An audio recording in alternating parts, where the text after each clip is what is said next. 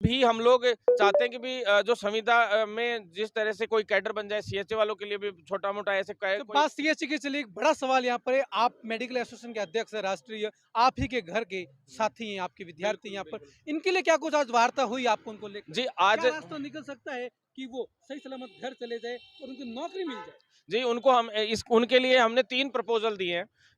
अलग-अलग टाइप के प्रपोज़ल हैं। मुख्य रूप से जो पहले वॉलंटियर्स वाला जो दिया था हमने फ़ोर्स के लिए, वॉलंटियर फ़ोर्स के लिए, उनके लिए, तो वो तो ख़ैर अब किसी को पसंद आए, नहीं आए, उस हिसाब से कुछ लोगों को पसंद आया, कुछ लोगों को सही भी नहीं लगा। लेकिन सिर्फ़ एक उद्देश्य था कि उनका एक बार के लिए एक्सटेंशन हो जाए और एक्सटेंशन हो जाएगा, तो उनको 1 साल पूरी कंप्लीट होने के बाद उनको भी बोनस अंक मिलने की संभावनाएँ बढ़ जाएँगी। तो इस वजह से बोनस अंक चाहे लिखित परीक्षा भी होती है तो 10 अंक जो बोनस होता है वो एक तरफा उनको आगे ले जाता है, तो वो उसको उनका बड़ा फायदा मिलेगा। दूसरी क्या चीज है कि जो ये काम देखते हैं वो देखते हैं हेमंत गेरा जी एक तरीके से, क्योंकि कार्मिक विभाग के हाथ में होता है, पूरा का पूरा कार्मिक विभाग के अंडर में है, पूरा कॉन्ट्रेक्चुअल रूल्स जो है, जो सेवा नियम बन रहे हैं 2022 उसके अधीन इनको अगर कोई कैडर बन जाएगा या कैसे भी, तो उसी के आधार पे इनको एक्सटेंशन मिले या जो भी है आगे बढ़ाएं, तो उसका क्या रास्ता निकल सकता है, उसके तहत हमने थोड़ा विचार आज किया, काफ़ी चीज़ें हमने उनको प्रपोज़ल दिए हैं।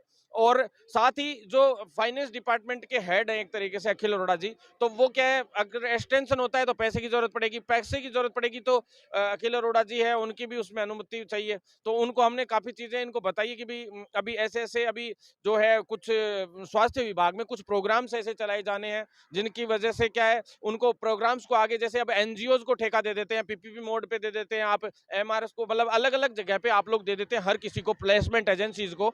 तो आप उनकी बजाय इनको वहाँ पे रख के और उस हिसाब से आप उन चीज़ों को आगे बढ़ा सकते हैं। जैसे अब टोबैको के लिए आ रहा है 30 तारीख से तंबाकू निषेध कार्यक्रम है, उसके लिए जागरूकता अभियान, शपथ ग्रहण के लिए मैंने एक मांग रखी है कि भी शपथ ग्रहण करवाए जाए सभी लोगों को, ताकि तंबाकू मुक्त हमारा राजस्थान हो सके, नशे मुक्त हो सके। अधिकारियों से आप मिले, क्या रवैया था? सकारात्मक था या नकारात्मक? जी, अधिकारियों से मिले थे तो उसमें था पॉजिटिव भी रहा कुछ हद तक, लेकिन सीएचए के लिए अभी भी इतना सीरियस नहीं है वो लोग।